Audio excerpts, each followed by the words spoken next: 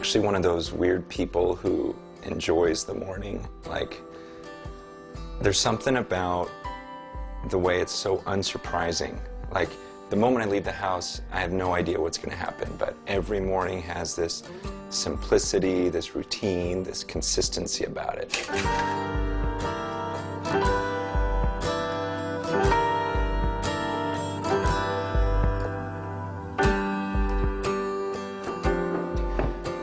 I speak pretty regularly at this one college. It's the same college every year, and I noticed something. There was this girl on the worship team, and every time I came there, it seemed like she was different. Not like in a fake different, but it seemed like even though she was just one of the singers on the worship team, she would get more passionate, it seemed, every week.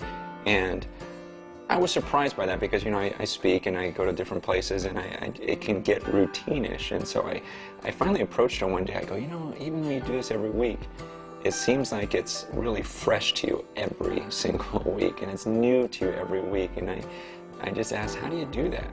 And she said something really interesting. She goes, when I have like a great time with the Lord and worship, I never say, God, give me what I experienced last week. Duplicate what you do it again, what you did last week. She goes, instead, I say to him, God, you are a creator, and would you create something new in my worship experience with you?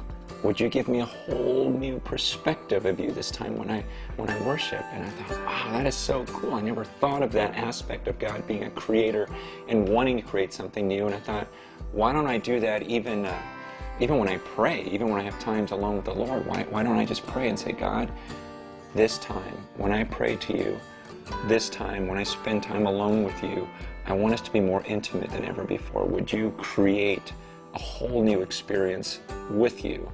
Would you expand my understanding of you? And it's pretty interesting. If we were to really do that and focus and put that type of effort into it, I just think, what would our relationships with God be like at the end of our lives?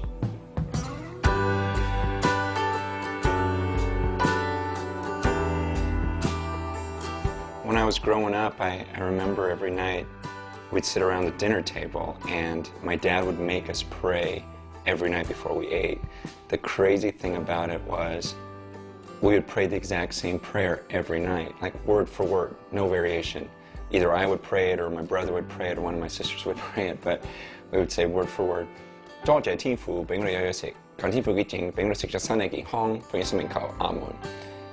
I know that means nothing to you, but every night, word for word, and so it became this pattern, and it got to a point where I would pray it before breakfast, before lunch. Every time before I ate, I would have to pray that magical Chinese prayer of God bless this food, because I didn't want him to poison it. And I look back at that and I think, wow, that's so ridiculous. Without exaggerating, I bet you I prayed that prayer at least 5,000 times over my lifetime, word for word. In fact, I remember one time, and this was the stupidest thing.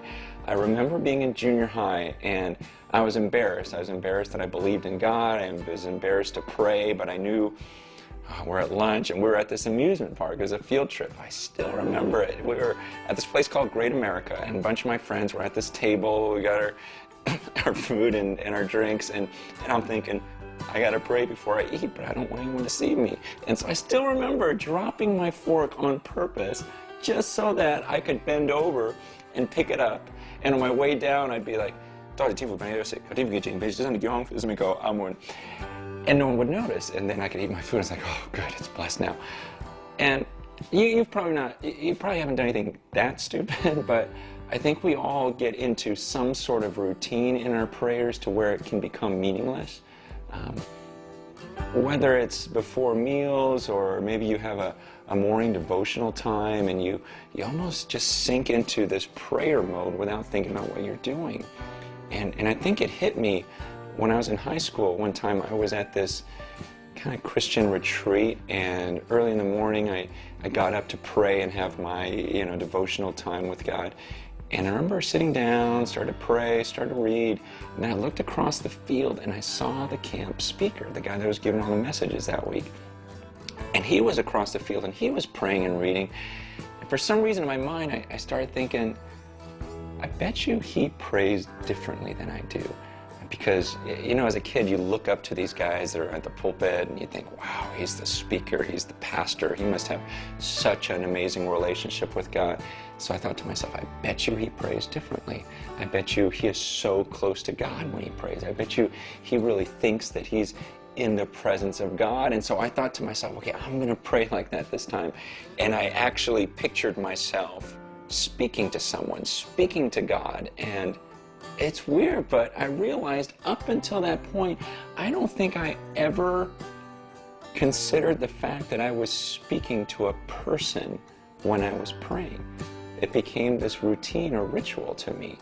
And so it began this pattern in my life where I thought, you know what, I want to think about him every time I pray. I want to think about who I'm speaking to because it makes such a difference. And what was crazy was the more I studied the scriptures, the more I read the Bible and I would read these descriptions of God, the more it would change my prayer life because I would picture God differently. I would see him differently. It's like I remember when I first studied Revelation chapter 4, I read John's description of God, of what it was like when he was in heaven. And he talks about how he saw this being sitting on this throne, but he said he's not like a normal flesh and blood person. He's like diamonds and rubies, and he's glowing, and there's lightning, and there's fire, and there's thunder, and there's 100 million angels, and so it was such a massive picture of God that after reading that passage, I remember closing my eyes and thinking, okay, I'm about to approach him. I'm about to come before him and speak to him. And so I'd close my eyes and I'd picture this being who's sitting on the throne and he's glowing with diamonds and rubies and he's this unapproachable light and there's lightning, thunder, fire, and angels all around. And then I pictured myself coming before that being and speaking to him. And it was like I didn't even know what to say, and these words came out of my mouth. It's such an honor to come into your presence. And I just, ever since that day that I read that passage and prayed, I thought to myself, I would never have said those words if I didn't take that 30 seconds to think about him. And I want you to consider, I mean, what would be the first words, literally, the first words out of your mouth the moment you saw God in all of his glory? What would come out of your mouth? See, and that's what should come out of our mouths when we pray. Because what we're doing is we're coming before that God and speaking to him.